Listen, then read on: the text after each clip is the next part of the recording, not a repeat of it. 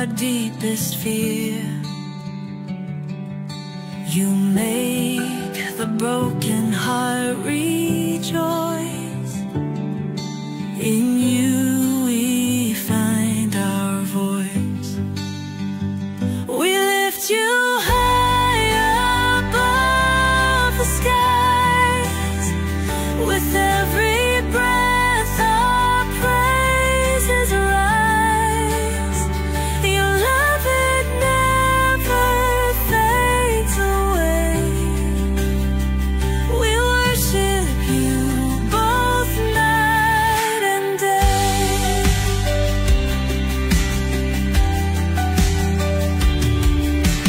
Chains are broken in your name. In you we are never the same. Your power flows like mighty streams, fulfilling all our dreams. We lift you high above the skies. With every breath our praises rise. Your love, it never fades away. We worship you both night and day.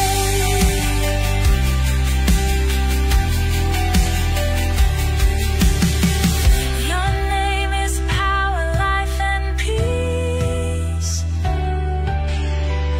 By your word our fears release.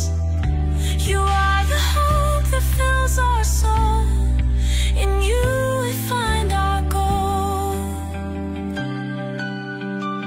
We lift you high above the skies.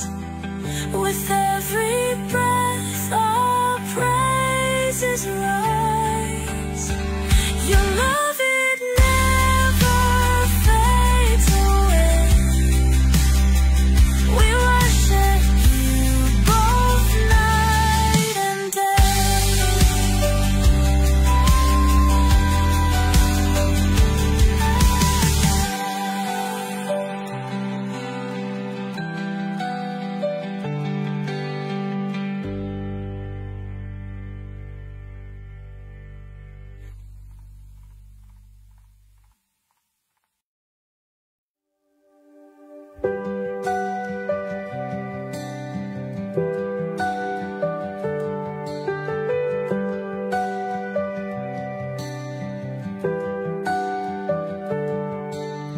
Darkness fades when you are near.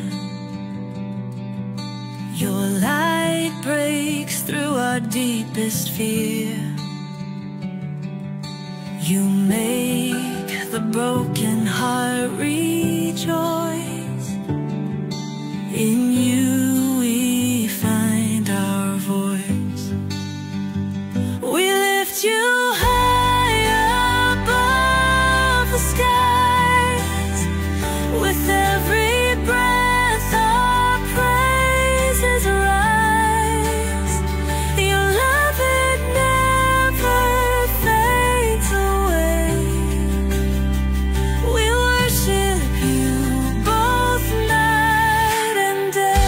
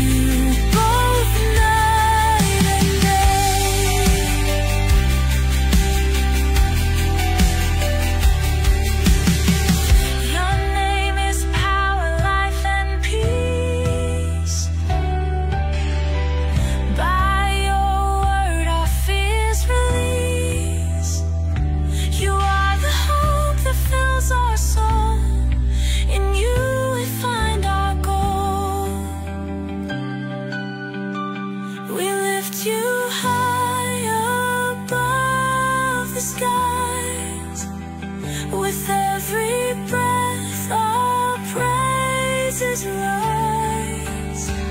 Your love, it never fades away. We worship you both night and day.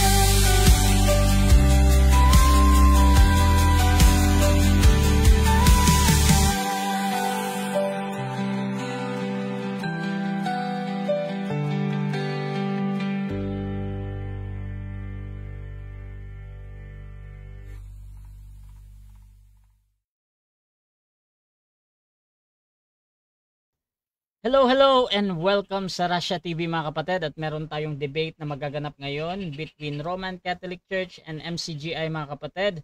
Ngayon ay December 1, 2025, alas 8:11 dito sa Pilipinas mga kapatid. At ang topic natin sa gabing ito ay patutunayan ng ating affirmative na ang Birhen Maria ay ina ng Diyos. Nagpi-feedback talaga. Oo. Wait lang bro ha. Ayan. Ayan, wala na. Okay.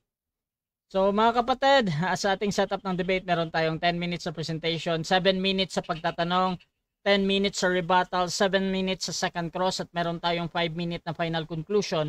Mauuna si negative, mahuhuli si affirmative. Sa ating rules mga kapatid, okay. Sign ko lang yung ating rules.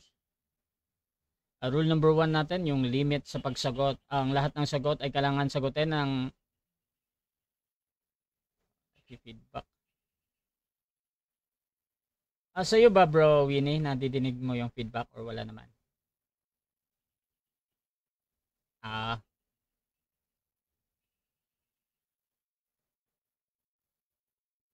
Hello Mike Tess, ayan.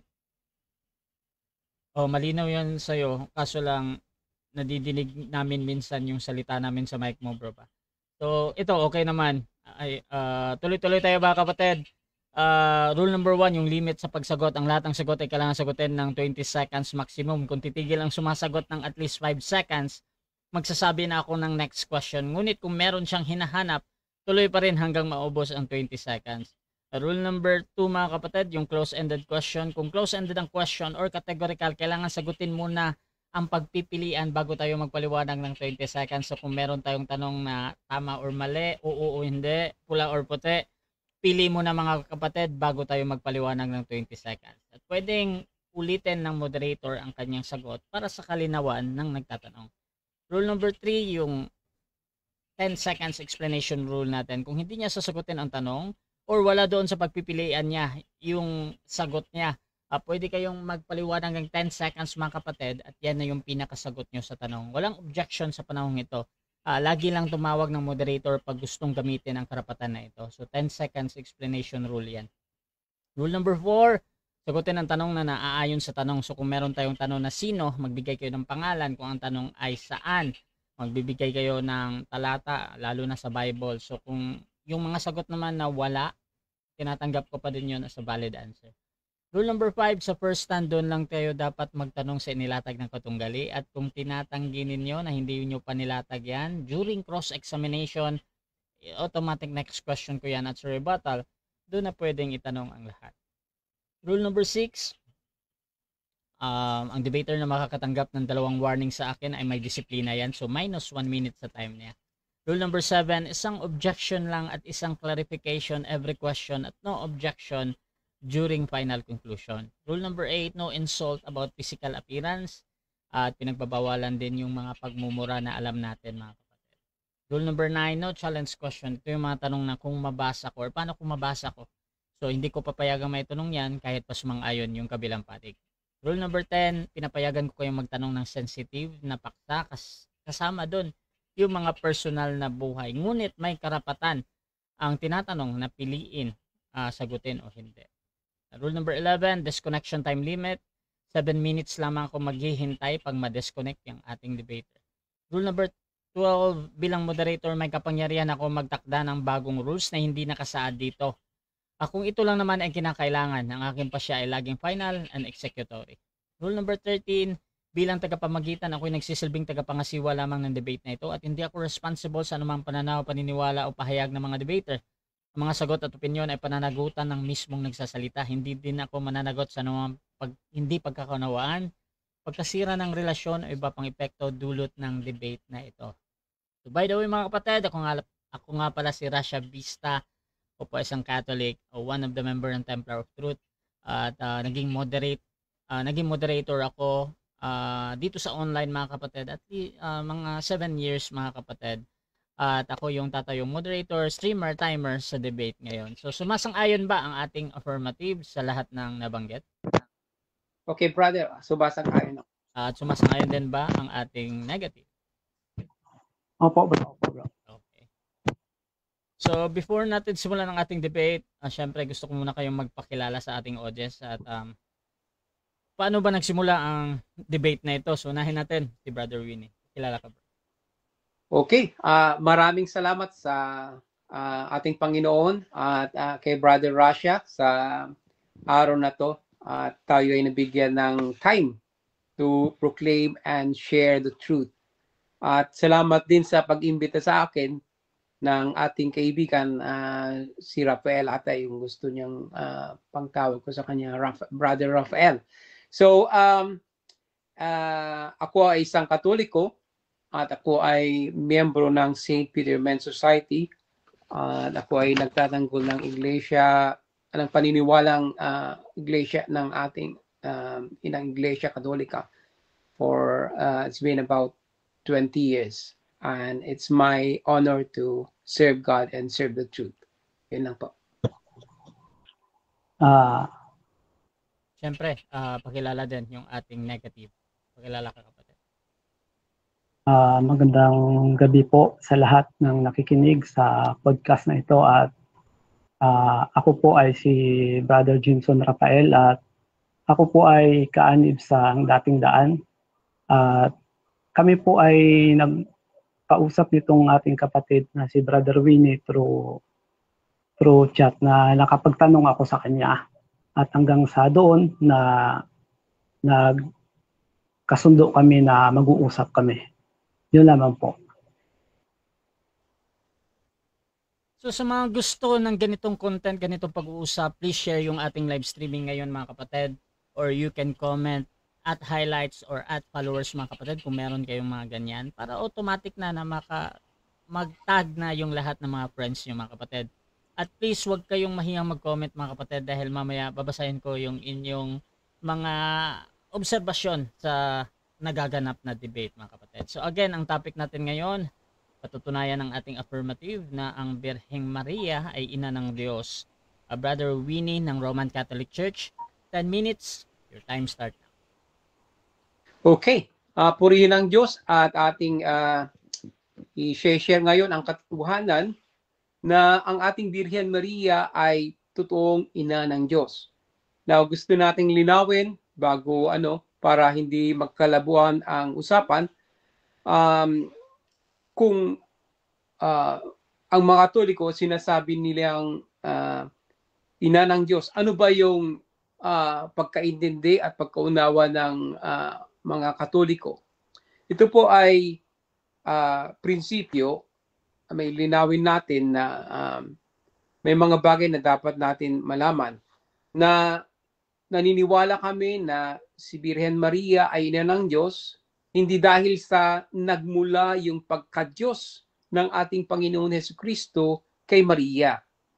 Hindi rin nangangahulugan na siya, ang Birhen Maria, ay ina ng Diyos Ama o ng Espiritu Santo, kundi si Kristo na siyang nagkatawang tao, which we know na we both agree siguro na alam natin na si Kristo ay Diyos. Okay? So we deny that the divinity of Jesus originated from men. We deny that the Father, yung Ama ay parang ina niya din si Maria. So hindi po ganon. So ang paniniwalang Katoliko ay naniniwala kami na si Kristo ay nagkatawang tao, siya ay Diyos at pinaglihi ni Maria at siya ay isang persona at siya yung pinaglihi ni Maria at pinanganak. Kaya naman, sinasabi namin na Theotokos or Mother of God. Okay? Now, paano ba natin mapapatunayan na si Maria ay ina ng Diyos? Sa Old Testament pa lang may prophecy na. Kaya lang, bago tayo pupunta dyan, we go to the principles na kung kailan naging Diyos si Jesus or kailan ba Diyos si Jesus.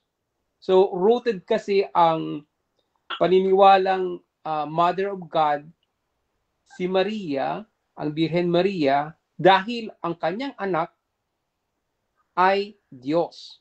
Okay? So, bago siya nagkatawang tao, alam natin sa 1:1, sabi niya dito, nang pasimula ay naroon na ang salita. Ang salita ay kasama ng Diyos at ang salita ay Diyos. Ibig sabihin, yung salita ay Diyos. Sinabi dito sa John 1:14, the Word became flesh and made dwelling among us. We have seen His glory, the glory of the only Son, who came from the Father, full of grace and truth. Ibig sabihin niyan, totoo siyang Diyos, totoo siyang anak ng Diyos, at siya ay nagkatawang tao. O kailan siya nagkatawang tao? Siyempre nung siya ay pinaglihi ni Maria sa kanyang sinapupunan. Ito yung sinabi sa prophecy diyan sa Isaiah 7:14. Therefore, the Lord himself will give a sign. The virgin will conceive and give birth to a son, and will call him Emmanuel, which means God is with us. So maliwanag na yung kanyang pinaglihi ay Diyos, yung kanyang pinaglihi ay ne-prophesy. Ngayon, kailan ito nangyari yung prophecy nito? Doon mababasa natin sa Luke 1:41-45. At sinabi dito, when Elizabeth, tingnan natin sa I think sa Luke 1:30-35. Sabi dito, and behold, thou shalt conceive in thy womb, and bring forth a son, and shall call his name Jesus. He will be great, and shall be called the Son of the Highest, and the Lord God shall give unto him the throne of his father David. So maliwanag dito na yung pinaglihi ni Maria ay siya rin yung salita at siya rin yung Diyos. Kaya yung sinasabi dito sa Isaiah 9:6 na mighty God. Basahin natin sa Isaiah 9:6. Isaiah 9:6. Okay. For us, a child is born, to us a son is given, and the government will be on his shoulder, and he will be called Wonderful Counselor, Mighty God. So maliwanag na yung pinganak ng ating Birhen Maria ay Diyos. So sino yung nagbuntis? Sino yung nagpanganak? Ang ating mahal na Birhen Maria. So noong siya ay nabuhay sa mundo, tignan natin bago siya nagkatawang tao, siya ay Diyos na. Nung siya ay inilihi, pinaglihi ng ating Birhen Maria, when she was conceived by the Virgin Mary, he is already and he remains to be God. Hindi po nag-change. He assumed na siya ay nagkatawang tao. Kaya nga nagkatawang tao for us to be saved. So hindi po nawala yung kanyang pagka-Diyos nung siya ay nabuhay sa naglakad sa lupa sa ating mundo. Nung siya ay napunta sa langit, siya ay Diyos. Nung siya ay, let's say, go back, nung siya ay namatay, siya ay Diyos, siya ay bumuhay sa kanyang sarili. At nung siya ay, sabi ni Saint Paul, na diyan sa Titus 2:13, na yung we need to look forward to the truth, yung pagbabalik ng ating great God and Savior Jesus Christ. So, hindi po nawawala yung pagka-Diyos ni Kristo nung siya ay pinaglihi ni Maria, pinanganak hanggang siya ay namatay at saka sa muli kanyang babalik. At it is consistently, Mary was constantly called the mother of Jesus, the mother of Christ. So, dun sa John 1, tignan natin sa John 1, I think 34, 45, dito sa 45. Sabi dito, Luke 1:43. But when I am favored, so favored that the mother of my Lord should come to me. So, yung word na Lord, it was consistently used the whole chapter of first chapter of Luke, na pag sinabing Lord, it pertains to Adonai, or sa Greek, Kurios, which is, yun ang translation ng word na Yahweh. Ibig sabihin, sinabi na he is the mother of God. Iba lang yung langwahe na nagamit, pero it is consistent, at saka yung context, it is clear na through the Holy Spirit in the mouth of Elizabeth, yung katotohanan na si Maria ay ina ng Diyos ay napakaliwanag. Kasi si Kristo ay Diyos. Ibig sabihin, ang pinanganak ni Maria na tinawag na Emmanuel, na sinabi na mighty God, ay Diyos. Kaya naman, in conclusion, si Maria ay ina ng Diyos. Okay? Ilang minutes pa, bro?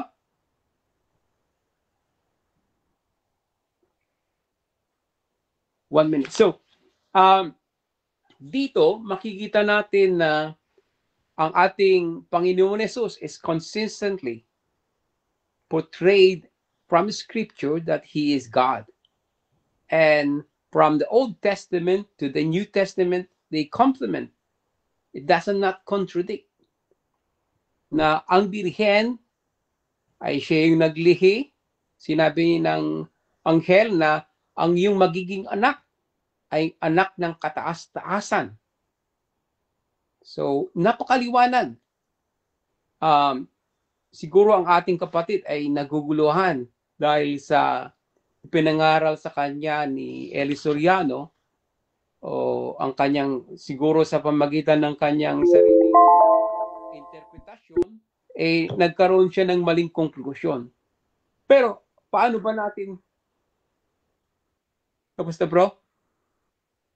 So dyan nagtatapos mga kapatid ang unang pahayag ng ating affirmative. Dako tayo sa unang pagtatanong ng ating negative. Brother Rafael ng MCGI. 7 minutes, your time start. Sige po. Ito po ang brother ang unang itatanong ko sa inyo. Kukumpirmahin ko lang na tama ba na ang pagkasabi ninyo kanina na nagpasimula magkatawang tao ang Panginoong Jesucristo ay noong ipinagli ni Maria. Tama po ba yon?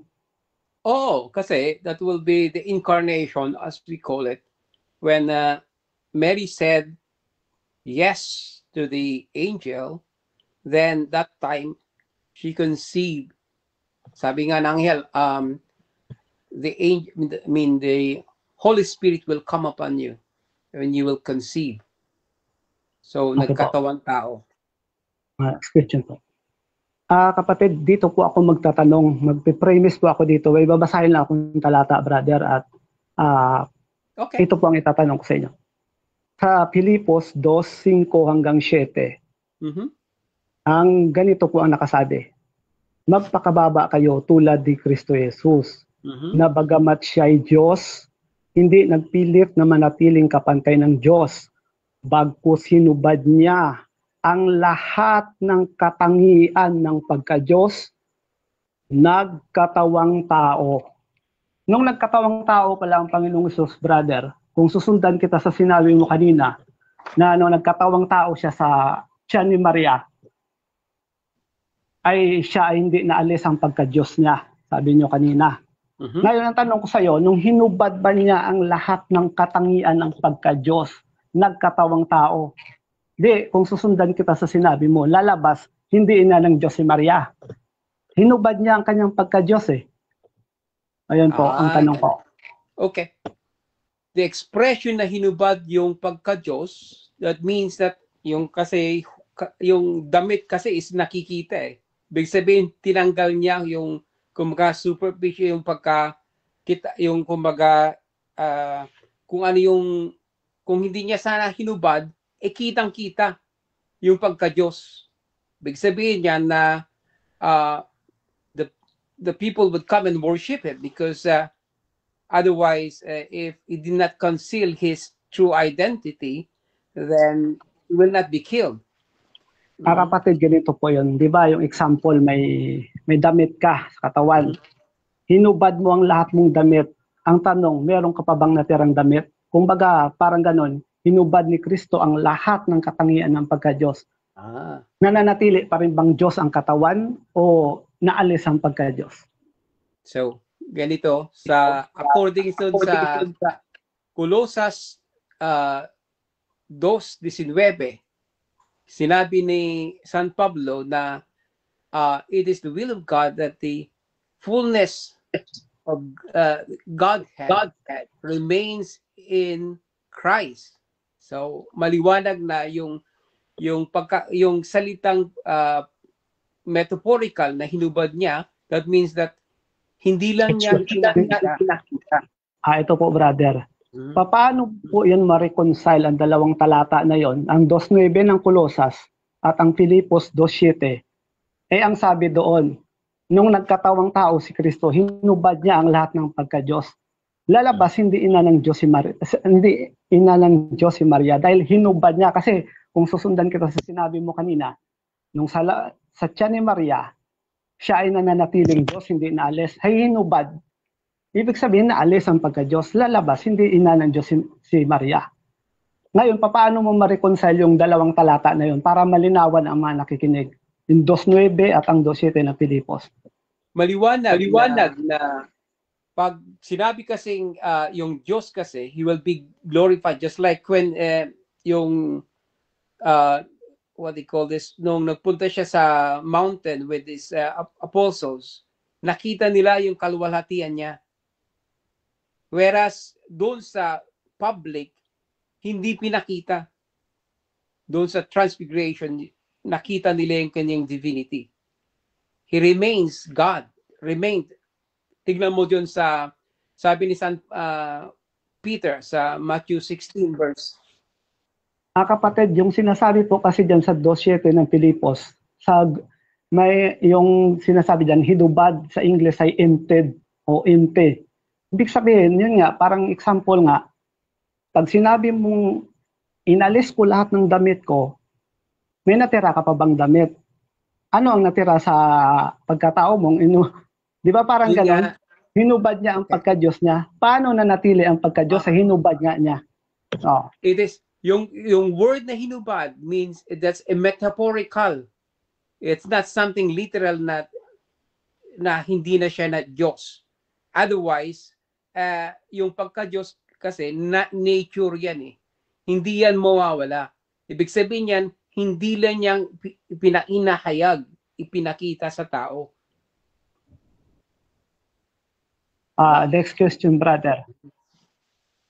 Alin ba ang Diyos? Yung katawan na ipinanganak ni Maria o ang espiritu na verbo na ipinanganak ng Diyos? Maliwanag dito sa John 1:14. Una muna sa John 1:1. In the beginning was the Word, and the Word was with God, and the Word was God, and then the Word became flesh. So the Word became flesh. Ibig sabihin, nagkatawan tao ang salita. So, maliwanag yan na yung salita mismo, siya yung nagkatawan tao, siya yung mismong Kristo, si Jesus. Next question, brother, di ba ito? Meron siyang hinubad, parang example, ang damit na nanatili ang damit, kahit hubarin mo, may damit pa rin. Gano'n na, di ba? Eh ngayon, kung sasabihin mo na ang katawan ay Diyos, ay ano ang naalis? Ano ang naalis?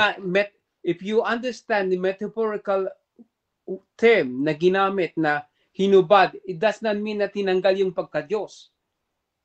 Ang meaning nun ay hindi niya hinahayag yung kanyang pagka-Diyos. Okay? Kapatid, yung Okay, so dyan nagtatapos mga kapatid ang unang pagtatanong ng ating negative. At dako tayo sa presentation ng ating negative. Pero bago yan, shoutout muna kay Noel Ramos. Good evening sa ating lahat. Nanonood ako paano hampasin ng aral itong MCGI ni Rason. Shoutout din kay Rodel Bargara. That makes sense. Good luck sa dalawang debater. Shoutout po. Shoutout din mga kapatid dito kay John Clemente Berdibasa. Shoutout naman po dyan. Ayan. The bread of our soul, sabi niya, Birhen Maria, ina ng Diyos, meaning Diyos din yung ina. Shoutout din kay Paharon Anahaw, reference lang alam sa RCC, ha ha ha. Sabi naman ni Marilyn, wala namang sinabi na porket Diyos ang anak, Diyos din ang ina. What happened to your mindset kung naging nurse ang anak mo or police, ikaw ganun ka rin ba? Use your common sense, please. At shoutout din mga kapatid kay Sister Marilyn. So mga kapatid, dako tayo sa negative presentation.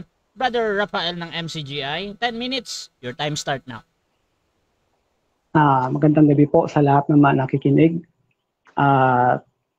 Ito po ay dapat ay nalinawan po ng ating kausap para maintindihan po ng lahat. Kasi kung susundan ko siya sa kanyang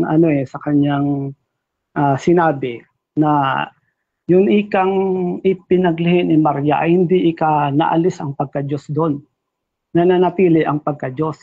Malinaw naman na ang ipinanganak ni Maria, ang pinaglihin ni Maria, 1:18 ng Mateo, nagdadalang tao si Maria. Tao yung dinadala ni Maria. Ngayon, ano ang nangyari? Pumasok lang doon yung pagka-Diyos. Kasi meron talagang pagka-Diyos eh. Ano yun? Yung verbo na kasama ng Ama sa pasimula. Uno-uno ng uwan, wala kayong tutol doon. Tama yun. Dumating lang ang panahon na pumasok lang yung sa katawan. Parang ganito mga kapatid, para maintindihan natin. Para maintindihan po natin, ganito po yun mga kapatid eh. Ganito po. Example, meron akong ito. Ano tawag dito? Di ba ballpen? Tama, ballpen ito, no? Pero ang totoong ballpoint pen ang tawag kasi nito nung araw eh. Ano ba talaga ang ball at pen dito? Diba itong ball na sa dulo? Kaya lang ito, parang bahay niya lang ito eh. Ngayon kasi nasa loob ito, pati ito nadala na rin sa katawagang ball pen. Pero ang talagang ball nito, hindi ito sa dulo. Ano ibig sabihin? Yung katawan, tao talaga yon. Ang sabi ni Kristo, 3:6 ng Juan, ang ipinanganak ng laman, laman nga. Ang ipinanganak ng espiritu, espiritu. Tanong, ano ba si Maria? Hindi naman espiritu si Maria, ang Diyos espiritu. 4:24 ng Juan. Ang Diyos ay espiritu. At ang may capacity lang na makapanganak ng espiritu, ang Diyos kasi ang verbo Diyos din yun. Ipinanganak na yun ng Diyos sa walang hanggan. Sa 17:24 ng Juan, ako'y inibig mo bago natatag ang sanglibutan. Ibig sabihin, naipanganak na siya. Ngayon, itong Diyos na ito, pumasok lang ito sa katawan na inihanda. Yung katawan, tao talaga yun. At sa lohika na itinuro ni Kristo sa 3:6 ng Juan, ang ipinanganak ng laman, laman nga, parang ganito. Ang ipinanganak ng kabayo, kabayo talaga yun. Hindi tao. Ito, ipinanganak ng laman ng tao, si Kristo. Tao si Maria eh. Ang ipinanganak niya, laman. Ngayon, yung laman na yun, pumasok lang doon ang pagka-Diyos. Kaya ang sinasabi sa 2:9 ng Kolosas, nahayag ang kapuspusan ng pagka-Diyos ayon sa kahayagan sa laman. Yun nga, ang example na ibinigay ko parang ganito. Yung ballpen, sa loob dito talaga yung ball sa dulo. Ito, yung mga sa labas na yun, kumbaga parang bahay. Kaya lang, pag sinabi mong paabot nga ng ballpen, ito na ballpen, pati ito nadala. So ibig sabihin, yung si Kristo, yung pumasok yun sa katawan na ipinanganak ni Maria, doon nahayag ang kapuspusan ng pagka-Diyos. Pero hindi talaga Diyos ang katawan na yun. Pumasok lang ang pagka-Diyos doon, kaya nahayag ang kapuspusan ng pagka-Diyos. Ang talagang Diyos talaga ay yung ipinanganak ng Ama, 1:18 ng Juan, 2:7 ng awit. At hindi po pwedeng maging anak ni Maria yon, ang Diyos na yon. Bakit? Kasi tao si Maria eh. Kaya hindi talaga nararapat na matawag si Maria na ina ng Diyos. Dahil wala siyang kapasidad na ipanganak niya yung Diyos na Espiritu. Dahil ang Diyos Espiritu. 4:24 ng Juan, ang Diyos ay Espiritu. Ang verbo sa pasimula, Espiritu. Si Kristo, Espiritu yun. Ngayon, sinugo siya sa lupa kasi gaganap siya ng kalooban ng Diyos. Ang katunayan, mga kapatid, ganito eh. Bibigyan ko kayo ng paghahalin tulad. Si David, hindi natin binasa rin ng ating kapatid kanina, na si Kristo, sa Lucas yun, kung di ako nagkakamali, 1, na siya ay uupo sa trono ni David na kanyang ama. Tama yun, ama talaga ni Kristo si David. Kaya lang, saan niya naging ama si David? 1:3 ng Roma, basahin natin. Roma 1:3. Ito po ang pagkasabi. Tungkol sa kanyang anak, na ipinanganak sa binhi ni David ayon sa laman. Ano yun? Yung kung babasahin natin to sa Greek, sperma ang nakatawag, ang sinabi dito. Sa English ay sperm, no? Sana wag naman maging masama ang implikasyon nito sa mga nakikinig. Nag-uusap lang tayo ng realidad. Ngayon, nanggaling ito sa binhi ni David. So, anak ni David ito. Kumbaga, descendant ni Kristo si David sa laman.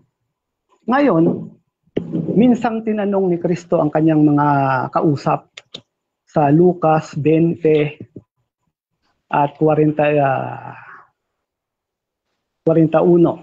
Patuloy. At kanyang sinabi sa kanila, paanong sinasabi nila na ang Kristo ay anak ni David? Sapagkat si David din ang nagsasabi sa aklat ng mga awit, sinabi ng Panginoon sa aking Panginoon, maupo ka sa aking kanan, hanggang sa gawin ko ang iyong mga kaaway na tuntungan ng iyong mga paa. Dahil dito, tinatawag siyang Panginoon ni David. At paanong siya'y anak niya? Paanong naging anak? Merong tinutukoy si Kristo dito na hindi anak ni David. Pero yung ayon sa laman, nanggaling talaga yun sa binhi ni David. Na yun nga ang kinasangkapan nun para mailabas yun ay si Maria. Mayroon talagang pinanggalingan ng laman ni Kristo sa binhi ni David yun. Kahit sa science, nandyan din yan. Kaya lang, hindi naman science ang pinag-uusapan natin. No? Ngayon, tinanong ni Kristo, paano naging siya'y anak niya? Tinawag nga ni David na Panginoon itong si Kristo. Ano ang ibig sabihin?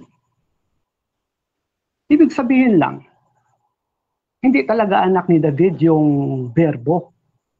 Kasi si David rin ang may sabi sa 2:7 ng awit, sa araw na ito ay pinanganak kita, awit 2:7, ang sabi po dito ay ganito. Aking sasaysayin ang tungkol sa kasya.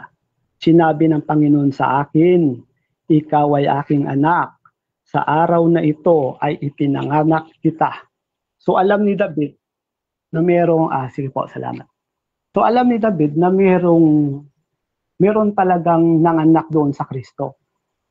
Kumbaga, ganun din, paano naging anak ni Maria ang Kristo? Sa eternidad parang umiiral na yun. Di ba kahit sa tingnan natin sa realidad naman, talagang nauuna naman talaga yung nanganak kaysa ipinanganak. So ano ang ipinanganak ni Maria? Ang ipinanganak ni Maria, yun yung laman. yung tao, pumasok ng doon yung berbo pagdating ng kapanahunan. Nung suguin na siya ng Ama na gaganap siya ng kalooban ng Diyos, doon na pumasok ang berbo kasi gaganap ng kalooban eh. At hindi sa sanggol yun, mga kapatid. Kasi gaganap ng kalooban yun ng Diyos. Eh, hindi naman po pwedeng suguin ng Diyos yun doon sa sanggol. Kasi kung sa sanggol suguin yun ng sanggol, sabi sa Lucas 1, ang sanggol na pinanganak ni Maria, ibinalot ng lampin, inihiga sa pasabsaban. E paano yun makaganap ng kalooban ng Diyos? Eh, ang unang-unang layunin na sinugo ng Ama si Kristo ay para mangaral. Kaya nga sabi sa kanta ng Pasyon ng Katoliko, bayan-bayay nililibot ng pangangaral ni Jesus. Di ba? Pag sinabing bayan-bayan nililibot, ibig sabihin naglalakad siya. Kasi gagawa siya ng kalooban eh. Ano ang kalooban ng Diyos? Sabi ni Kristo sa 6:38 ng Juan, bumaba ako mula sa langit, hindi upang gawin ang kalooban ko, kundi ang kalooban ng nagsugo sa akin. E ano ba ang kalooban ng Diyos sa pagkasugo sa Kanya? 3:34 ng Juan, ang sinugo ng Diyos, nagsasalita ng salita ng Diyos. Ibig sabihin, mangangaral siya. Ay kung susuguin niya doon sa sanggol, paano hindi naman makalakad yung sanggol? Ayan sabi sa kanta ng Pasyon, bayan-bayay nililibot ng pangangaral ni Jesus. Paano makakalakad yung sanggol? Paano makapagsalita yon? Eh, sa katotohanan, dumidede pa nga kay Maria yon eh. Yun po mga kapatid. So, ipinapakita ko lang na si Maria hindi talaga ina ng Diyos. Dahil meron talagang Diyos eh. Ang alin? Sige po. Salamat. Okay, so dyan nagtatapos mga kapatid. Ayan, tumunog na. So dyan nagtatapos mga kapatid ang unang pahayag ng ating negative. Dako tayo sa unang pagtatanong ng ating affirmative. Brother Winnie ng Roman Catholic Church. 7 minutes. Your time start now. Okay, maraming salamat, brother. No? Unang kong tanong, kasi sabi mo siya, ang Kristo ay pumasok lang sa katawan. Now, kailan naman pumasok yung Kristo sa katawan? Sige, babasahin ko kapatid. Ito, G5 ng Hebreo. Basa tayo. Kaya't pagpasok niya sa sanglibutan ay sinasabi, hain at handog ay hindi mo ibig, ngunit isang katawan ang sa akin ay nihanda mo. Ang tanong, anong katawan yon? Sanggol ba? Hindi pa nga yung handa sa pangangaral. Okay, next question. Kailan yon yung sinabi mo na pagpasok? Kailan ba? Nung siya ba ay 7 years old? Siya ba ay 1 year old? 30 years old? Nasa edad 30 na kasi handa na ang katawan na makapangaral. Kasi yung sinabi sa Hebreo, 10:5, katawang inihanda. Ibig kartiso sa Greek. Ibig sabihin, yung sinasabi doon yung bring into its proper kondisyon. Ibig sabihin, nasa kondisyon na yung katawan, yung handa ng mangaral. Yun, kapatid. So, ibig sabihin, si Kristo ay nagkatawang tao lang nung 30 years old. Okay. Eksakto. Okay, 30 years old. Noong bago siya, ibig sabihin, tignan natin sa Isaiah 9:6-7, sabi dito na, for us a child is born, and tapos dito, and he is called Wonderful Counselor, Mighty God. Ibig sabihin, mali ba ang sinabi sa prophecy ni Isaiah na yung child is Mighty God? Tama yun, kapatid, tama. Pero pansinin mo yung sinasabi, babasahin ko. Tama yun. 9:6, ang sinasabi doon, tatawagin ang kanyang pangalang kamanga-manga, tagapayo, makapangyarihang Diyos, walang hanggang Ama, prinsipe ng kapayapaan. Tatawagin, ibig sabihin, future tense, nasa future. No, kailan ba siya tinawag na Diyos? Sabi ni Tomas, Panginoon ko at Diyos ko. Okay. Okay. Now, ibig sabihin, sa iyong aral, yung Jesus na ipinanganak ni Maria ay kaiba sa Kristo. Yung ipinanganak ni Maria, laman yung tao yun. Ngayon alam ko ang itatanong mo kung may espiritu ba yon. Yun, maaari yun ang itatanong mo. Sige, sasagutin kita. Merong espiritu yon, kapatid. Sagutin mo lang yung tanong ko, hindi yung tanong mo, yung isasagot. Sige. Ang sagot ko dyan, brother, merong ipinanganak si Maria, yun yung laman. At meron namang ipinanganak ang Diyos, at yun ang espiritu. At yung espiritu na yun, pagdating ng panahon, pumasok yun sa katawan ng ipinanganak ni Maria. Okay. Kailan, saan mo mababasa sa Biblia na pumasok ang Kristo sa katawan noong 30 years old? Sige, ito babasahin ko, kapatid. May kaganapan ito, kapatid eh. Di ba nasa 30 anyos na siya? Dito, babasa ako, kapatid. Sa Lucas 4:17 hanggang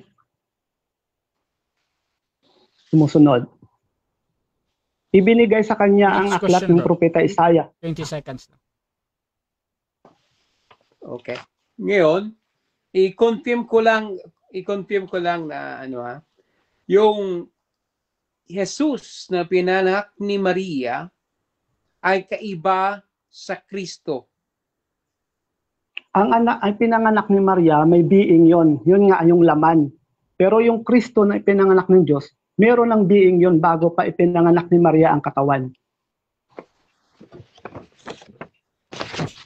No. Ito ulit sa Isaiah 7:14.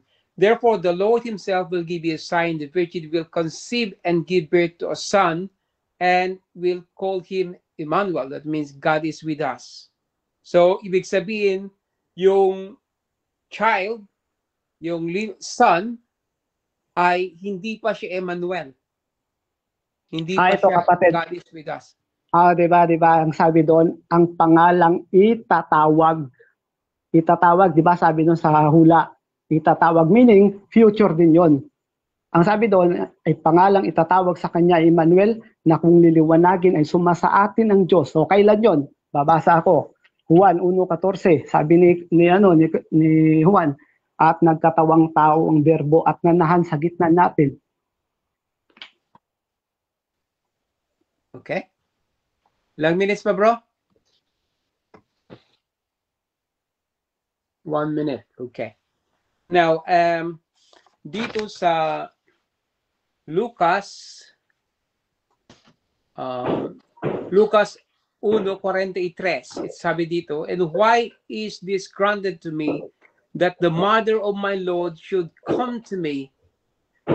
Behold, behold, when the voice of your greeting came to my ears, the child in my womb leaped for joy.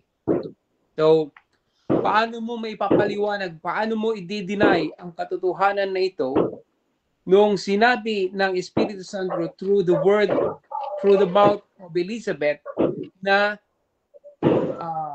si San Juan, nasa tiyan pa lang ni Elizabeth, sinabi na niya na and why this is granted to me, that the mother of my Lord, the word Adonai or Kurios, that means God, should come to me. Kapatid, yung sinasabi doon, curious naman yun. Hindi naman sinabi dyan na direct na Diyos. Dahil maliwanag ang kaisipan ni Elizabeth. Hindi niya sinabi, ina ng aking Diyos, kundi ina ng aking Panginoon. O pwede rin kasing itawag ang Panginoon sa tao. Si Abraham tinawag ni Sarah na Panginoon. Okay. Marami sa. Next question. Sino naman ang nagturo sa iyo ng mga aral nito to deny that Mary is not the mother of God? 7 minutes. Okay. Okay, so dyan nagtatapos Okay, ang salamat. first stage ng ating debate. So shoutout muna sa ating nasa live kay Jan Verdi Basa. Child sanggol is not a child, it's baby. Shoutout din mga kapatid kay Marilyn. The title Mother of God or Ina ng Diyos is a term used to refer to the Virgin Mary, the mother of Jesus Christ. The title is based on the biblical teaching that Jesus is both fully human and fully divine, and that Mary is his mother. Shoutout din mga kapatid kay Paharon Anahaw, ayan, kay Noel Ramos, Yarika MCJ Generason. Shoutout din mga kapatid kay Rodel Vergara, lamang ang may alam. At Rodel Vergara, ayan. Dito tayo mga kapatid sa rebuttal, Brother Winnie. Your time start now, 10 minutes. Okay. Salamat, brother. Mapapansin ko lang dito, no? Yung idea niya na pagkatawang tao is actually pagsanib. Whereas in John 1:14, and he became flesh. So, maliwanag. Napakaliwanag, he became flesh. Hindi siya sumanib. Hindi po parang tawag dito sinaniban. Yung pagsanib kasi parang ano yan eh. Yung mga pang sa albularyo, yung mga espiritista, yun ang pagsanib, yung mga ganon. Wala pong pagsanib ang nangyari. There is incarnation wherein the humanity of Christ and the divinity of Christ was conceived in Mary's womb. That's why napakaliwanag dito sa Isaiah 6. The child, for us, a child is born. To us, a son is given. So napakaliwanag yung child. It is the one will be called everlasting Father, Prince of Peace, Mighty God. Napakaliwanag yan. Siyempre, yung hindi pa pinanganak, sino yung tatawag? Siyempre, nung pinanganak na. Napakaliwanag po. Hindi po mekos-mekos. No, ngayon, sabi niya na noong 30 years old lang, there's no such things in Scripture to say na noong 30 years old, doon ay nagkatawan tao. Paano magkakatawan tao? Mayroon nang nagkatawan tao for 30 years. Okay? Dapat sana at sa John 1:14 sana is sabi sana dito nang pasimula ang salita kasama ng Diyos at salita ng Diyos at tapos yung 14 at ang salita ay sumanib. Ginamit niya yung Hebrews, I think Hebrews 9 something. Hindi niya naintindihan yung konteksto ng Hebrews. Na ang ibig sabihin niyan, yung pag-alay ni Kristo. Dumating yung panahon, inalay niya yung kanyang sarili. Yung kanyang katawan ay napako sa krus. Kaya naman, kung if you deny that yung sasabihin natin yung laman at si Kristo ay kaiba, then you have different Christ. Sino yung napako sa krus? Sino yung napako sa krus? That's a big question. Ang napako sa krus, sasabihin ng MCJ, that would mean that yung laman ni Kristo, yung laman ni Jesus Christ, yun lang yung napako sa krus. At yung pagka-Diyos ay hindi napapako. But it is clear all throughout the New Testament, if you read 1 Corinthians, it's always Lord Jesus Christ. Hindi po kaiba yung katawan sa pagka-Diyos. Kumbaga, ibig sabihin na hindi po iba. For example, ito yung aking katawan at saka yung aking spirit. That means that this is me. Because Jesus is only one person. Jesus is only one person, hindi po kaiba. Kaya nga, sabi niya dito sa, doon sa Isaiah is, makonceive pa lang. When he was conceived, it is called Emmanuel. He will conceive and give birth to a son and will call him Emmanuel. Hindi niya sinabi na after 30 years, he will be called Emmanuel. That is far from too much stretch of imagination. Okay? Now, maliwanag dito sa sinabi ng Holy Spirit, no? Basahin ko ulit dito sa Luke 1:43. But why I'm so favored that the mother of my Lord should come to me. So, the word used, syempre, sabi niya Adonai. Kasi yun ang, if you read the whole chapter 1 of Luke, yung Adonai o yung Lord, it is used in context throughout the full chapter, na yung pag sinabing Adonai, it was used to refer to God. Paano nalaman ng bata o Elizabeth na Panginoon yung daladalin ni Maria? So when we say Panginoon in that context, Adonai, it means God. So pag naging if you deny the divinity of Jesus, tignan mo dito sa Matthew 16 verse 8, Matthew 16 verse 13 to 16. Basahin natin. Kung papasok, kung makalusot yung balusot, ay hindi pwedeng makalusot. Tignan natin ha. Ito kasi yung ask question ni Jesus Christ. Now when Jesus, si Jesus hindi niya sinabi yung term na Christ.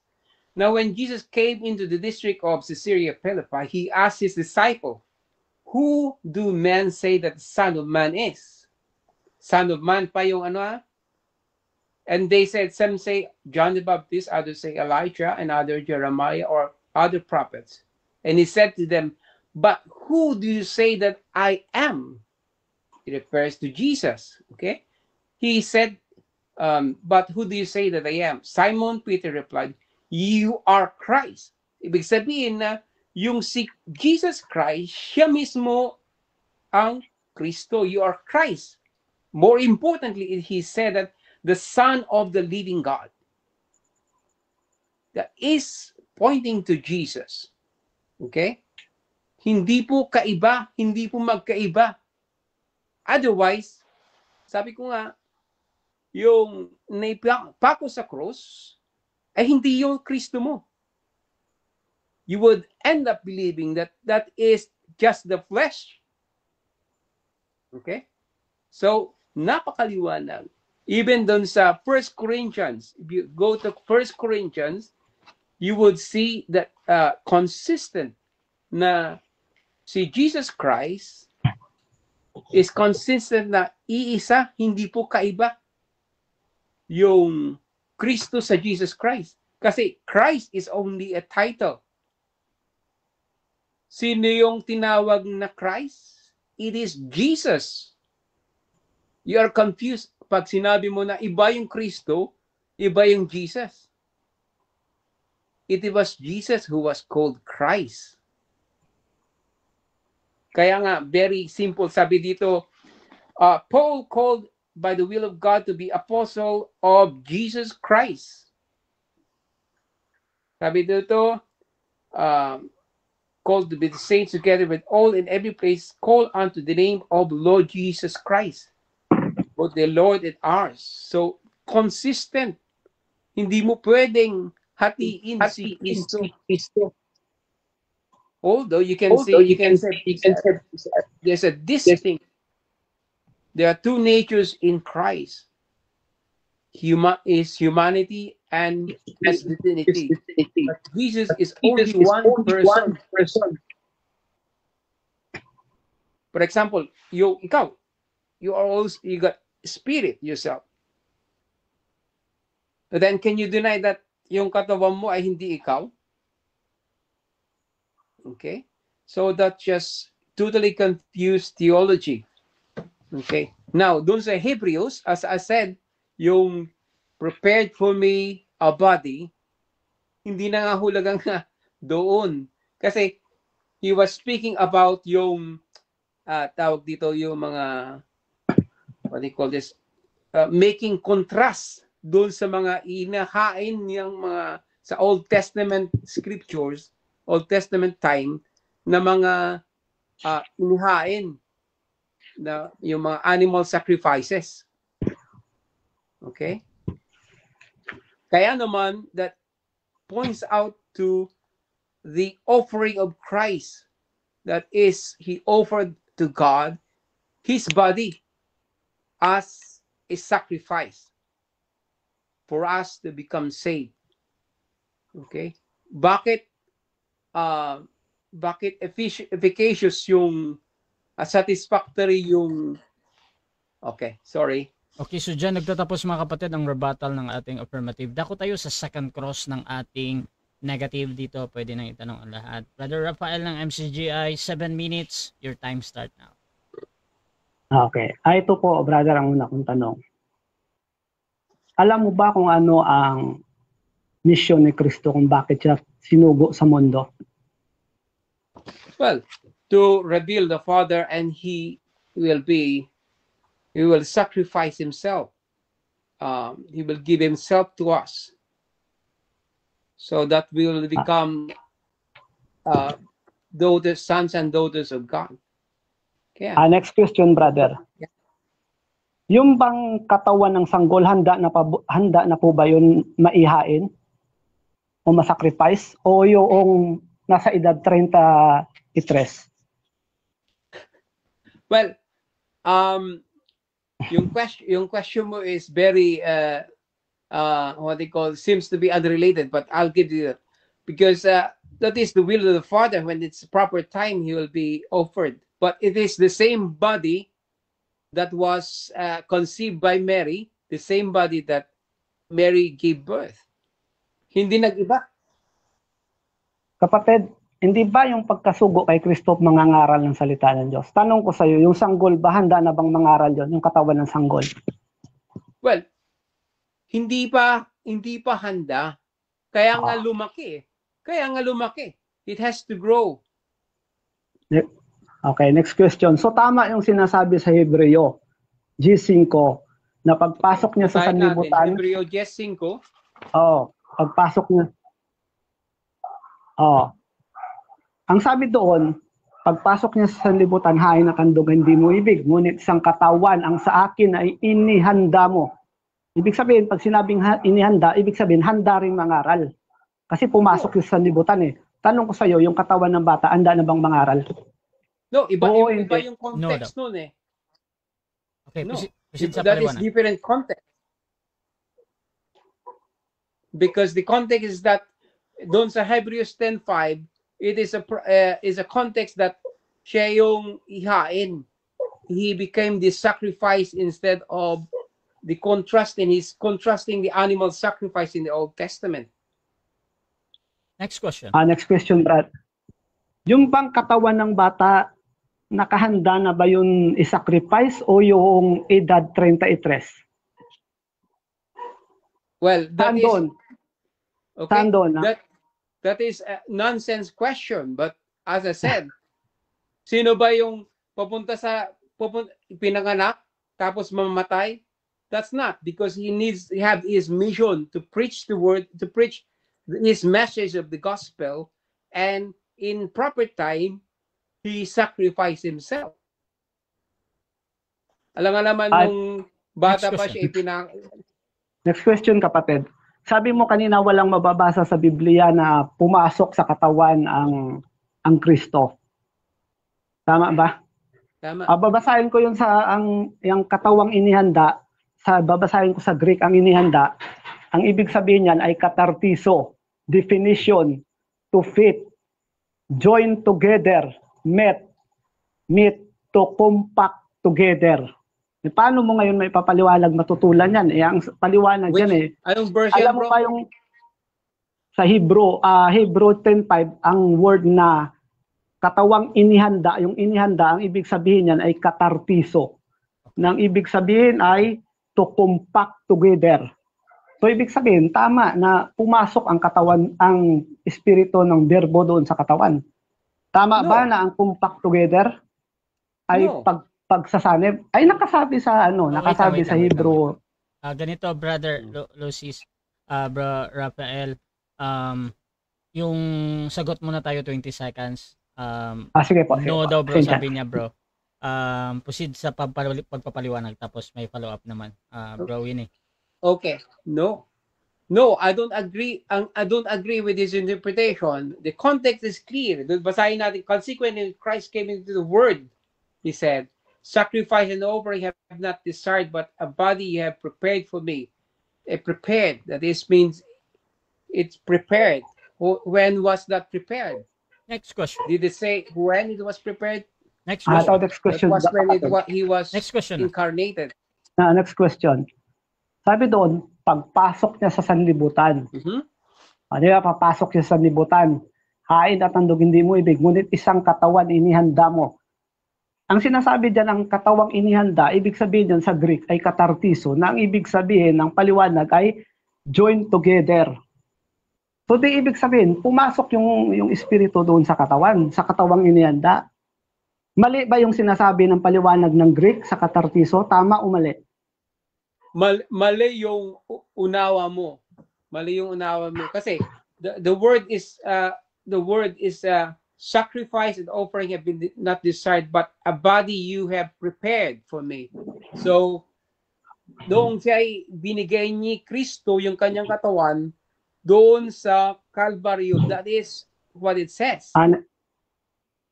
Okay, next question, Next kapatid. question. So mali itong paliwanag ng Greek na ito. Ang katumbas ng salitang katartiso ay join together. Mali ito o tama? Yan yung kung binabasa mo sa dictionary, yung thesaurus or anything, tama yung word Okay, na yun, salamat. pero it is used in different contexts. For example, run. It has too many meanings. Run for president, run as in tatakbo, run as a machine. So it is used in different Next question. contexts. Okay, next question. Yun bang tutol ka ba sa tinuro ni Kristo na ang ipinanganak ng laman ay laman na? It means that yung pinanganak ni Kristo, na ipinanganak sa laman is laman. That means that Tama. human will give birth to human. That is true in general sense. But Jesus is the exemption because he is unique. Next question, brother. Wala, Ano ba- for example, wala siyang ama. Next question. Ano ba si Mary? Siya ba ay ano ba ang kalikasan ni Mary?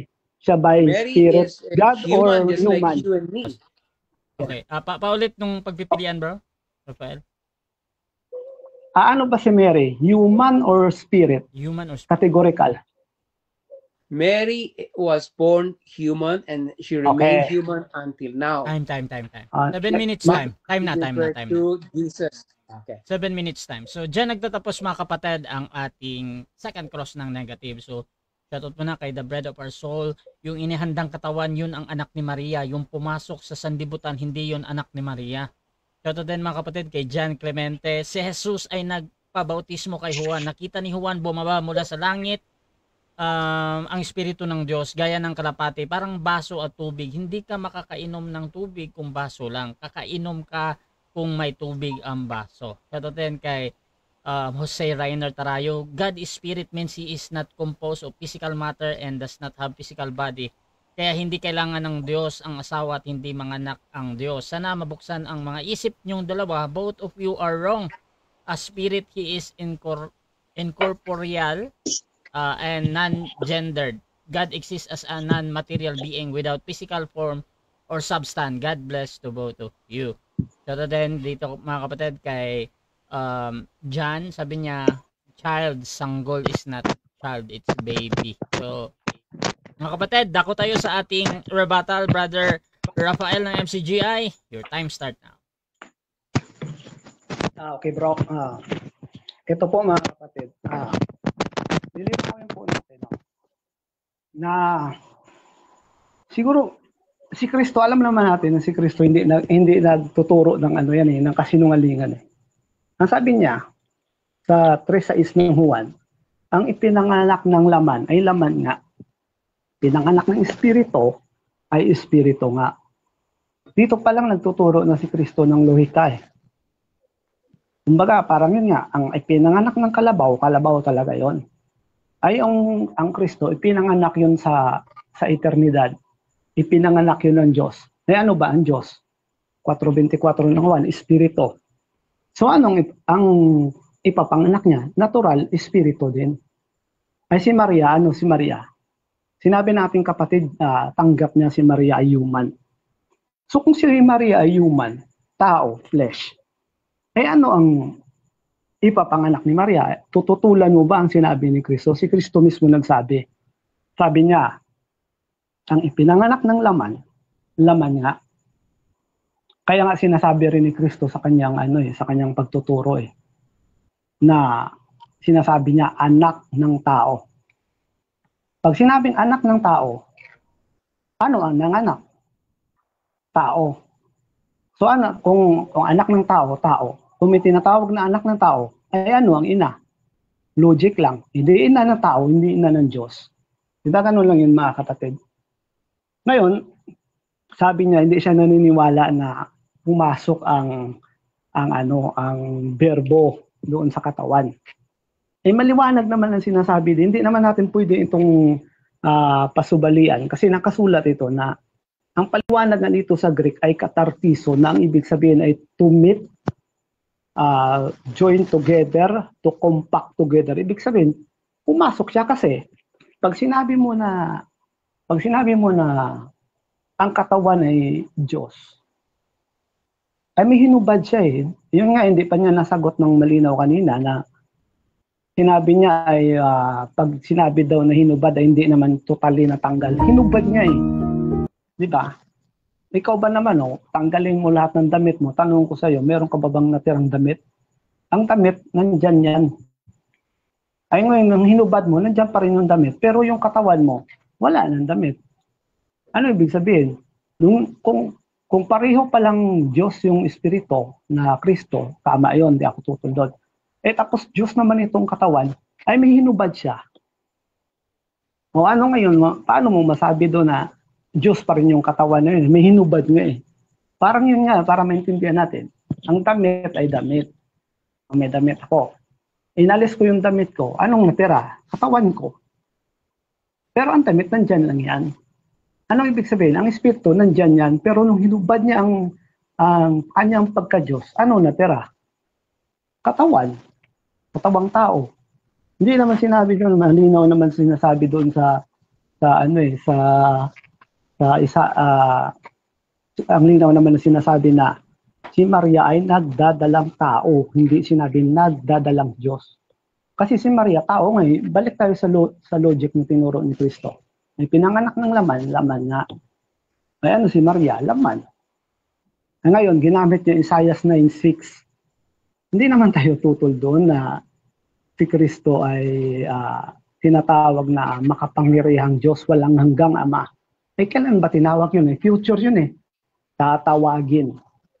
Kailan ba siya tinawag na Diyos? Sabi ni Tomas, Panginoon ko at Diyos ko. Kailan yun? Sanggol ba yun? Nung sanggol ba siya? Hindi yun nung sanggol Nung nasa tamang gulang na yun, na tinawag niya, pagkatapos niyang mabuhay na maguli, sabi ni Tomas, Panginoon ko at Diyos ko. Ngayon, kailan ba? Sinabi pa doon, kamanga-manga, tagapayo. Kailan ba naging tagapayo si Kristo nung sanggol ba siya? Paano makapagpayo yung sanggol hiniga nga sa kasabsaban yun. Kasi ang pagpasok kasi ni Kristo sa mundo, bumaba ako mula sa langit sa 38 ng 1 upang gawin ang kalooban ng nagsugo sa akin. Ano ba ang kalooban ng nagsugo? 3:34 ng 1. Magsasalita siya ng salita ng Diyos. Ngayon, kailan ba siya nag-umpisang magsalita ng salita ng Diyos o mangaral? Ay hindi naman nung sanggol Kaya nga uulitin ko, sabi sa Pasyon, bayan-bayay nililibot ng pangangaral ni Jesus. Paano makapangaral ang sanggol? Hindi pa nga makapaglakad yun. Ang Diyos, Diyos ng kaayusan. God of order. Hindi siya pwede maggagawa ng susuguin niya ang kanyang anak para mangaral tapos susuguin niya doon sa hindi pa handa na katawan. Natural, pag sinabing ang isang katawan na sa akin na inihanda mo, ibig sabihin, handa rin yun mangaral. Kaya doon niya sinugo ang kanyang anak. Noong sa katawan na ready na mangaral, doon na niya sinugo. Kasi paano niya susuguin sa sanggol yun? O doon sa tiyan ni Maria pa lang. Ang pagkasugo sa kanya, agad-agad gagawa ng kalooban ng Diyos. Kasi mangangaral siya eh. At merong kaganapan yon, hindi ko lang natuloy kanina ng pagbasa. Sa 4:16 ng 4:18 ng Lucas, hula yon ni Isaias. Ngayon, kailan natupad yun? Yung tiyempo na yon, sinabi yun ni Kristo.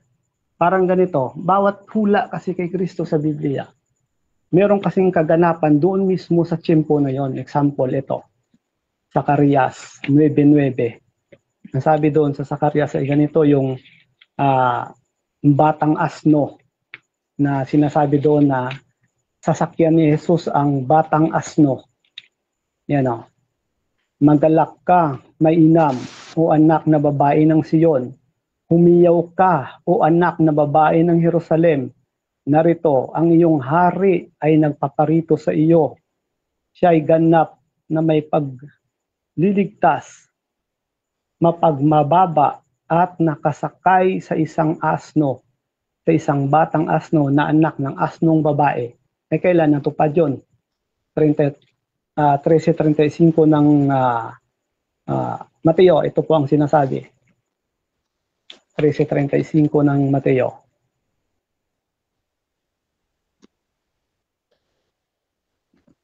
Ito po, basahin natin. Upang matupad ang sinalita sa pamamagitan ng propeta na nagsasabi, hindi, 21 pala, sorry. Ito, babasa tayo. 21:1, sumagot si Jesus at muling pinagsalitaan sila ng mga 21. At nang malapit na sila sa Jerusalem at nagsidating sa Bethphage sa bundok ng mga Olibo, ay nagsugo nga si Jesus ng 2 alagad na sinasabi sa kanila, magsiparoon kayo sa nayong nasa tapat ninyo at pagdakay. Thank you, bro. Pagdakay, masusumpungan ninyo ang isang nakatali na babaeng asno na may kasamang isang batang asno. Kalagin ninyo at dalhin ninyo sa akin. Kung ang sino man ay magsasabi ng anuman sa inyo, ay sasabihin ninyo, kinakailangan sila ng Panginoon at pagdakay kanyang ipadadala sila. Nangyari nga ito upang matupad ang sinalita sa pamamagitan ng propeta na nagsasabi, sabihin ninyo sa anak na babae ng Siyon, narito, ang hari mo ay pumaparito sa iyo na maamo at nakasakay sa isang asno at sa isang batang asno na anak ng babaeng asno. So itong pangyayari na ito na hinulaan ni Zacarias, naganap dito sa mismong tiyempo na ito na nangyayari, na inutusan ni Kristo ang mga alagad para kunin ang asno. Isa pa, sa 13:35 ng Mateo, upang matupad ang sinalita sa pamamagitan ng propeta. Dito, 34. Lahat ng mga bagay na ito sinabi ni Jesus sa mga karamihan, sa mga talinhaga, at kung hindi sa talinhaga ay hindi niya sila kinakausap, upang matupad ang sinalita sa pamamagitan ng propeta na nagsasabi, bubukin ko ang aking bibig sa mga talinghaga, sasaysayin ko ang natatagong bagay, buwat ng itatag ang sanglibutan. So yun po pala mga kapatid, dito mismo sa pangyayari ito, naganap ang hula ng mga propeta kay Kristo. At ito namang hula naman na pagparito niya, pagkasugo, mababasa naman yon sa Lucas 4:17 hanggang sa mga susunod na talata. Dahil upang matupad o maganap ang kasulatan. Yun ang pasto. Okay, so dako tayo mga kapatid sa second cross ng ating affirmative. Brother Winnie ng Roman Catholic Church, 7 minutes again, pwede nang itanong kahit ano dito. Your time start now. Okay. Binanggit mo kanina yung Pilipos 2:5 hanggang 6, which is hinubad. Tapos John sa Hebrews 10:5. So, noong pumasok si Kristo, as your faith tells you, pumasok si Kristo sa katawan, kailan naman hinubad ni Kristo yung kanyang pagka-Diyos, as you explained earlier?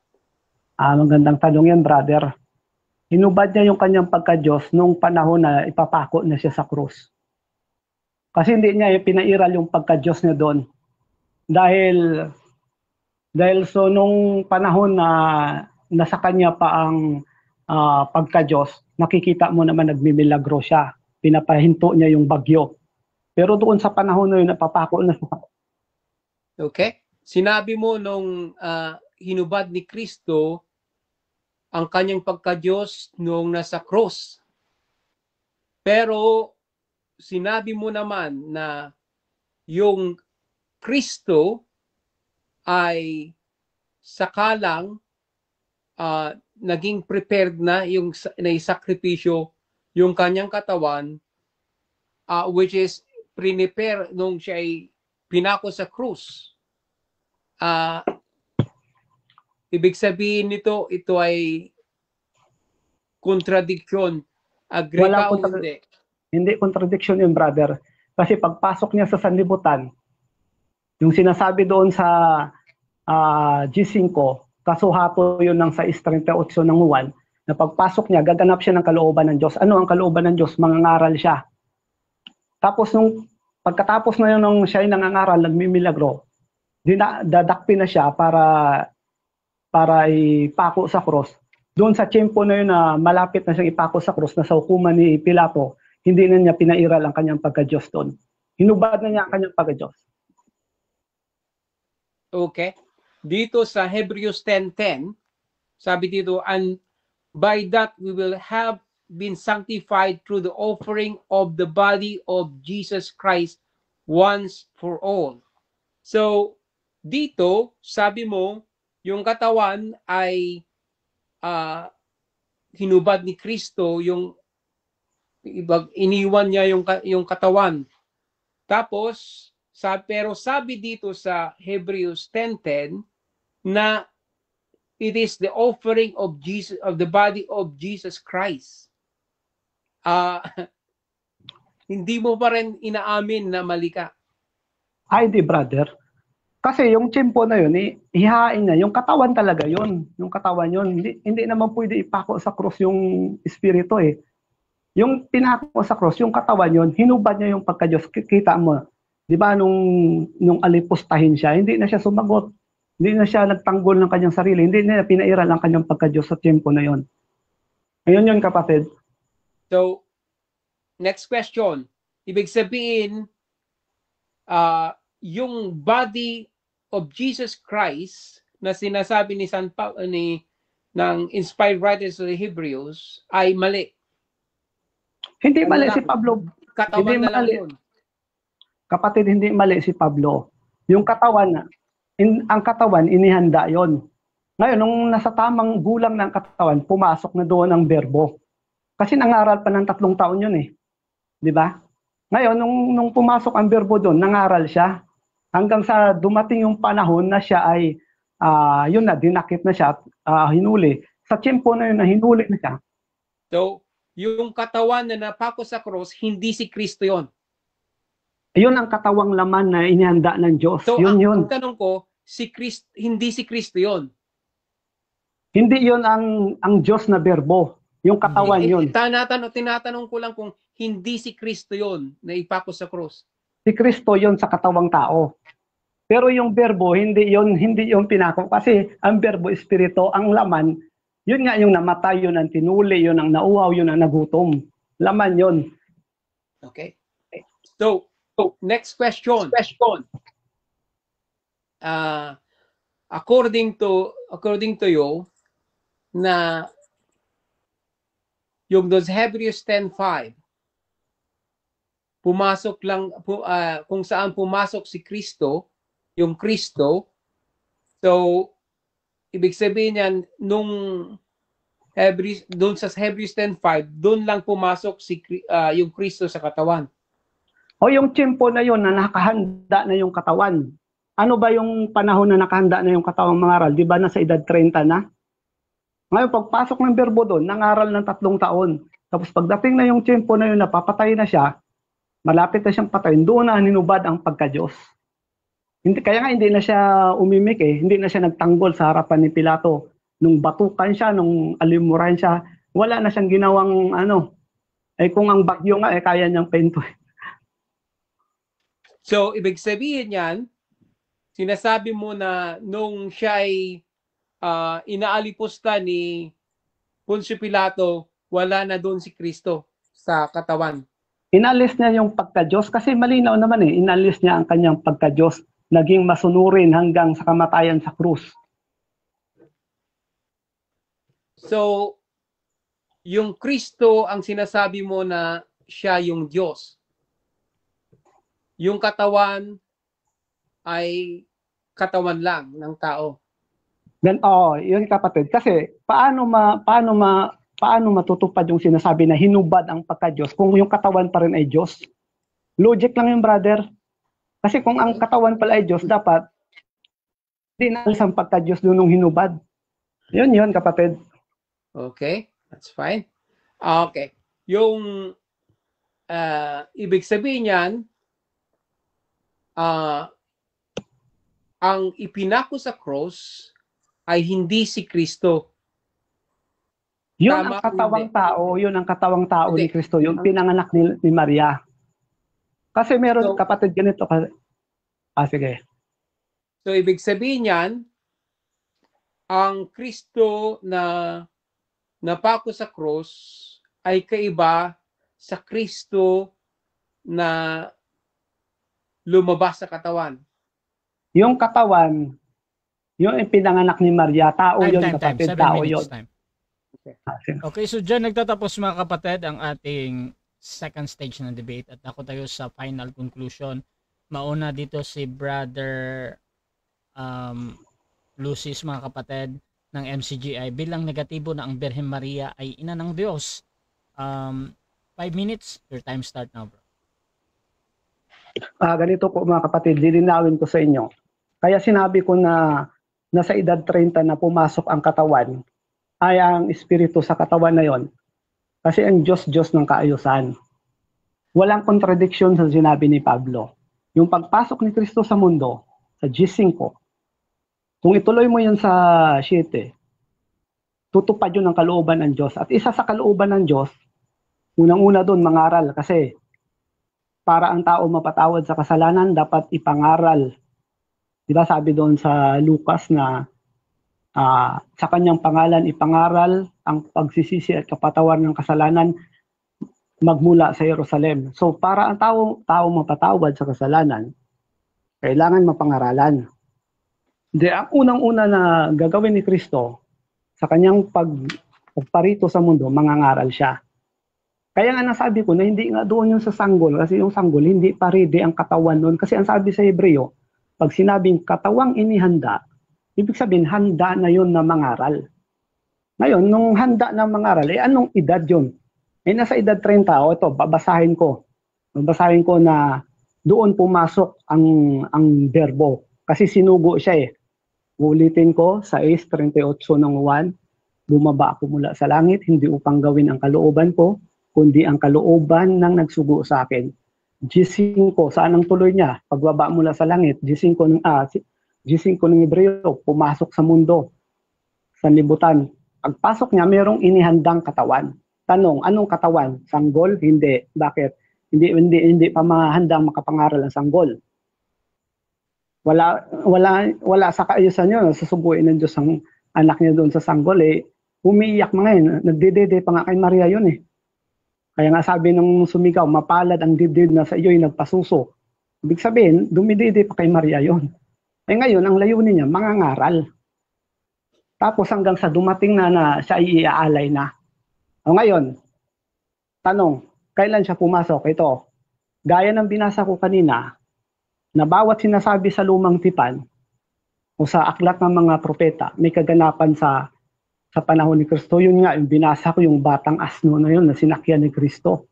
Doon mismo sa tiyempo na yun na nangyayari yun na na sinugo niya ang kanyang mga alagad upang matupad ang sinasabi ng kasulatan. Tapos yung isa pa, yung nagsasalita siya ng talinghaga sa Mateo na yun na binasa ko kanina, at kung hindi sa talinghaga, hindi niya sila kinakausap upang matupad ang sinasabi ng kasulatan.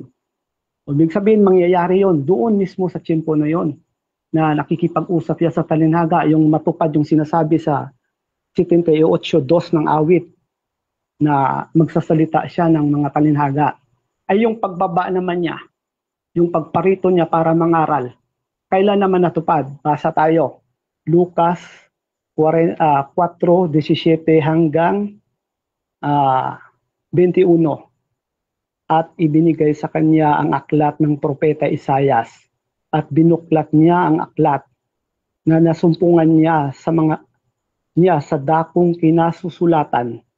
Suma sa akin ang Espiritu ng Panginoon, sapagkat ako'y pinahiran niya upang ipangaral ang mabubuting balita sa mga dukha. Ako'y sinugo. Diba sa 38, sinugo siya. Ako'y sinugo upang itanyag sa mga bihag ang pagkaligtas at sa mga bulag ang pagkakita, upang bigyan ng kalayaan ng mga api, upang itanyag ang kayaayang taon ng Panginoon. At binalumbon niya ang aklat at isinauli sa naglilingkod. At naupo, at ang mga mata ng lahat ay naguga ay nakatitig sa kanya. At siya'y nagpasimulang magsabi sa kanila, ngayon naganap ang kasulatang ito sa inyong mga pakinig. Kailan naganap? Sa tiyempo na ito mismo. Kaya nga dito siya sinugo Sabi niya, sinugo niya ako, mangaral, magpagaling. Kailan yun? Ano ba? Sanggol ba siya nito? Hindi siya sanggol, mga kapatid. Sabi ni Kristo, at siya'y nagpasimulang magsabi sa kanila, ngayon naganap. Parang yung sinasabi yung nangyari sa asno na yun, nung sinugo niya yung mga alagad niya, upang matupad doon mismo sa tiyempo na yun, upang matupad ang sinasabi ng kasulatan.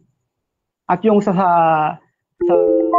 salita siya ng mga talinghaga, doon mismo sa tiyempo na yun, doon natupad. Okay, so dako tayo sa final conclusion din ng ating affirmative sa kanyang pinatutunayan na ang Birhen Maria ay ina ng Diyos. Brother Winnie, your time start. Okay, maraming salamat again. Basahin lang natin ang Philippians 2:5-6 in context para maunawa ng ating mga tagapakinig at sa ating kaibigan. Sabi dito, have this mind among yourselves which was in Jesus Christ. Jesus Christ, who though he was in the form of God, he did not count equality with God a thing to be grasped, but emptied himself, taking the form of a servant, being born in the likeness of man. So, ibig sabihin, si Kristo mismo, yung ipinanganak, he was born in the form and likeness of man. Hindi yung bata, syempre, yung in the form of likeness of man, ibig sabihin he was conceived, naging nasa tiyan ng ina, ipinanganak, but it is the same Christ. Hindi po nung siya lang ay mamatay na sa cross, which is ito yung context sa Hebrews 10:5 na tinatawag na prepared. Yung term kasi ng ating kaibigan, ginamit yung katartizo, very selective. Pero pag babasahin mo lahat yung mga word definition, in context, babasahin mo dito na to make perfect, prepared, perfect, complete, thoroughly, or repair, adjust. Yun ang mga different definitions, which is not different from prepared. Kasi i-prepare, ibig sabihin, that is to offer yung katawan ni Kristo. That is in Hebrews 10:5. So, kung sinasabi mo na doon lang pumasok yung Kristo sa katawan, sa Hebrews 10:5, kung saan siya ipinako sa cross, kaya kung pinako sa cross, sabi mo naman na umalis siya. inbad niya yung kanyang pagka-Diyos. Hindi ganon. Maliwanag dito na sabi dito sa Philippians, siya ay nagkatawan tao, although he's in the form of God, but emptied himself, taking the form of a servant, being born in the likeness of man. So, big sabihin yan, yan si Kristo. Si Kristo mismo yun. Ipinanganak. Hindi kaiba. Pag ibig sabihin yan, hindi yung emptiness, doon lang, yung humility of Christ, kasama doon sa siya ay pinanganak, he become a child, he become obedient to his parents, and experience all of the experience of being young and growing old. Hindi pwedeng, tignan mo magiging iba yung Kristi mo, ang magiging, it will end up different Christ. Yung katawan lang, wala doon yung pagka-Diyos doon sa pinako sa cross. Then your offering is just human flesh. Whereas in the Catholic theology, that is yung full humanity, divinity of Christ is in one person nandun sa cross. It is consistent na sinasabi na the one crucified is Jesus Christ. Hindi yung katawan lang. It's the whole person of Jesus Christ was on the cross. That's why it is efficacious. Sabi nga doon sa 1 Corinthians na it is the power and wisdom of God, yung si Kristo na ipinako sa krus. Basahin natin dito sa 18. Okay? Sabi dito 118, because of this, basahin lang natin saglit First or 2 Corinthians naman ako. 1 Corinthians, parang makaabot pa. Saglit lang. Okay, dito.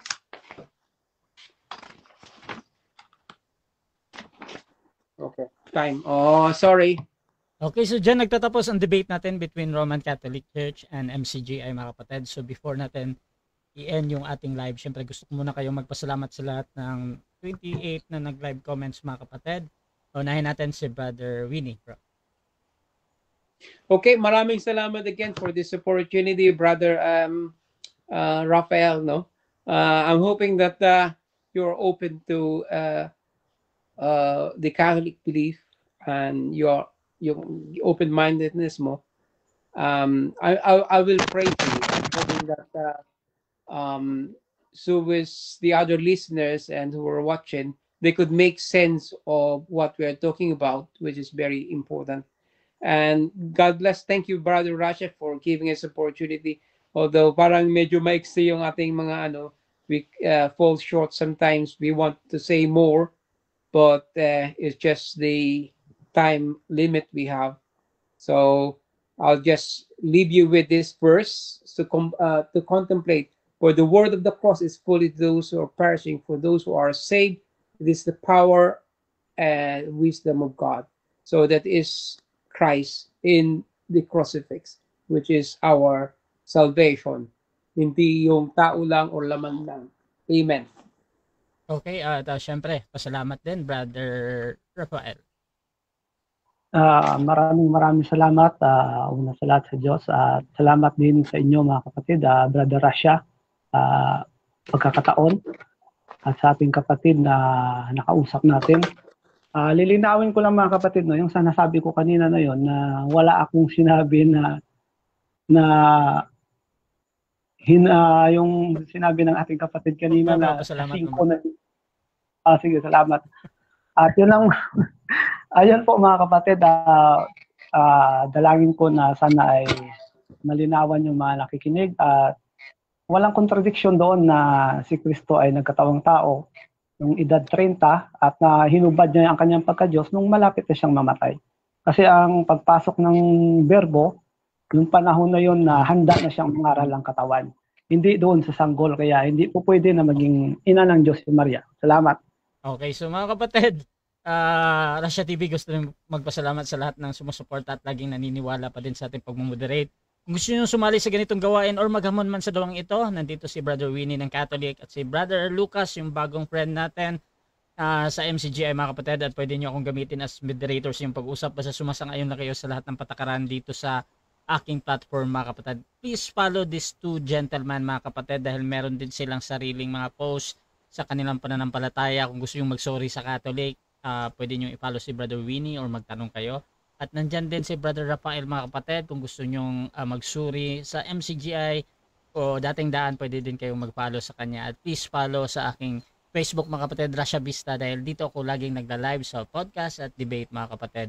At pakisubscribe na din yung ating YouTube channel, Russia Debates TV, dahil ang debate na ito ay pupunta doon. So maraming salamat mga kapatid. This is Admin Russia ng Russia TV and we're out.